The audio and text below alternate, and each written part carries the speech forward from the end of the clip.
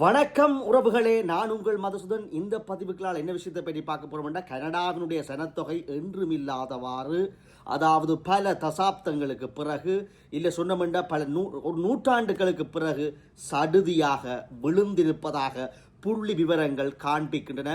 Statics Canada என்று சொல்லப்படுகிற கனடாவினுடைய புள்ளி விவரவியல் திணைக்களம் இந்த புள்ளி விவரங்களை வெளியிட்டிருக்கிறது. கனடாவில் இருக்கிறார்கள் இதை பற்றி பார்க்க வேணும். அதை விட கனடாவுக்கு இனி வர இருக்கிறார்களும் முக்கியத்துவம் கொடுத்து பார்க்கணும். ஏனென்றா பாப்புலேஷன் வீழ்ச்சி. கனடா ஒரு குடியேற்ற நாடு. பாப்புலேஷன் கூடணும், அதாவது குடியேற்றம் கூட வேணும். ஆனால் குறைந்திருப்பது இனிவரும் காலங்களில் ஆக்களை உள்வாங்கிறதுக்கு வாய்ப்பாக இருக்கும். ஆகவே உன்னிப்பாக பாருங்கள் என்ன நடந்தது, ஏது நடந்தது என்று. என்ன விஷயம் என்று பார்த்தோம் என்றால், இந்த புள்ளி விவரங்களின்படி 2025 முடிவு, இப்போ 2026 ஆரம்பித்து நடந்து கொண்டிருக்கிறது. 2025 முடிவின்படி கனடாவுக்குள்ள இருக்கிற கனேடியன் சிட்டிசன்ஸ், அதை விட டெம்பரரி ரெசிடென்ட், அதாவது உள்ளுக்க வந்த ஸ்டடி பெர்மிட்லேயோ அல்லது ஒர்க் பெர்மிட்லேயோ அல்லது அசைலமாகவோ ஏதோ ஒரு வழியில் உள்ளுக்கிற சொந்தக்காரனை பார்க்க போறோம் வந்தாக்கள், சூப்பர் விசாவில் வந்த எல்லாரையும் சேர்த்து கணக்கெடுப்பு நடத்தும், சனத்தொகை கணக்கெடுப்பை நடத்தும். அந்த வகையில் சிட்டிசன்ஸ், கனேடியன் சிட்டிசன்ஸ் உட்பட லேண்டட் ஆன ஆக்கள் உட்பட அனைத்து பேருடையது 2025 டிசம்பர் கடைசியோட ஒப்பிட்டு பார்த்தோம்னா சுமார் 4,14,72,000 பேருக்குலாம் வெளியினம். அதாவது 41.472 மில்லியன், அதாவது 4,14,72,081 பேர் தான் இதுக்குள்ள இருந்திருக்கிற கணக்கெடுப்பின் படி. இந்த குடித்தொகையிலிருந்து 0.2% வீழ்ச்சி அடைந்திருக்கிறது. அந்த 0.2% எவ்வளவு என்று பார்த்தோம் என்றால் 1,02,000 பேரை காண இல்லை. அதாவது காண இல்லை என்ற குடித்தொகையில இல்லை என்றால் என்ன விஷயம் என்றால், இவர்கள் கனடாவை விட்டு வெளியேறி விட்டார்கள் தகவலின்படி. அதாவது அரச கொள்கையின்படி ஸ்டடி பெர்மிட்டை எக்ஸ்டெண்ட் பண்ணி கொடுக்கல, ஒர்க் பெர்மிட்டை எக்ஸ்டெண்ட் பண்ணி கொடுக்கல, அப்படியான விஷயங்களாலே இருந்தவர்கள் வெளியேறி விட்டார்கள். குறிப்பாக இந்திய மாணவர்கள் பல பேர் வெளியேறி விட்டார்கள். அதை விட உள்ளுக்குள்ள வேலை கண்டு வந்த ப்ரொஃபஷனல்ஸ், அதாவது மண்டக்காய்கள் என்று சொல்லப்படுகிற இன்ஜினியர்ஸ், டாக்டர்ஸ், பெரும் ரிசர்ச்சர்ஸ் ஆன ஆக்கள் வெளியேறி விட்டார்கள். ஏனென்றால் கனடாவின் வாழ்க்கை சுமை சம்பாதிப்பதை விட வெவ்வேறு USA நாடுகள், யூரோப் நாடுகளை நோக்கி படையெடுத்து, ஆஸ்திரேலியாவை நோக்கி படையெடுத்து போனதன் மூலம் அவர்களிடையே ஒரு பாப்புலேஷன் குறைவு ஏற்பட்டது. அவர்களை தங்க வைப்பதற்காகத்தான் கனடாவினுடைய குடி அகழ்வு அமைச்சகம் திடீரென்று அறிவித்து பிஆர்களை வழங்கி அவர்களை தங்க, அதாவது மூளைசாலிகளை தங்க வைப்பதற்குரிய நடவடிக்கைகளை எடுத்து வந்தது. இந்த நிலைமையிலையும் இப்ப 0.2% கனடா பாப்புலேஷன் விழுந்திருப்பதை புள்ளி விவரங்கள் காட்டுகிறது. அதாவது இந்த நிலைமை 1867 ஆண்டில் ஒருக்கா விழுந்திருக்குது. பிறகு 1920 ஆண்டு வாக்கில் ஒருக்கா நடந்திருக்கு, 24 ஆண்டுல, 1924 ஆண்டு வாக்கில். அதுக்கு பிறகு பாருங்க, பல தசாப்தங்களுக்கு பிறகு 2025 0.2% வீழ்ச்சியை காண்பிக்கிறது. ஆகவே கனடா ஒரு குடியேற்ற நாடு, எப்பவுமே ஆக்களை உள்வாங்கி பெர்மனன்ட் ரெசிடென்ட் கொடுத்து ஊக்குவிக்கிற நாடு.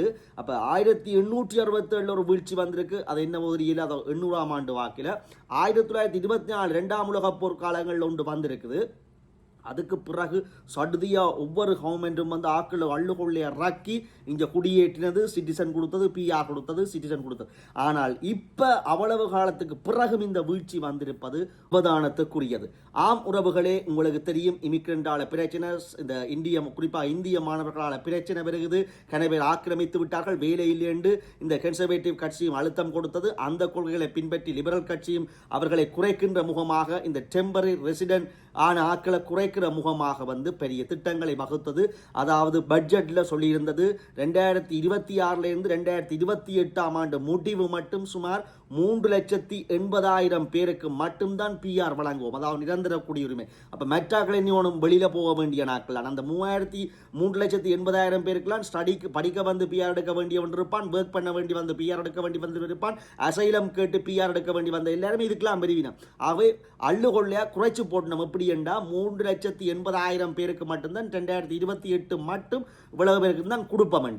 அப்போ இருக்கிறவனே ஒர்க் பெர்மிட்டை வந்து எக்ஸ்டெண்ட் பண்ணிடான ஸ்டடி பெர்மிட்டில் வந்தவன் எல்லாம் விட்டுட்டு நாட்டை விட்டு வெளியில் போனது, அதோட உழைக்க வந்த ஆக்கள் வந்து ஹை ப்ரொஃபஷனல் அந்த அதுக்குள்ளே வந்த ஆக்களும் வந்து விட்டுட்டு போனதால சுமார் 1,02,000 பேர் குறைந்து 0.2% பாப்புலேஷன் கூடியிருக்கின்றது.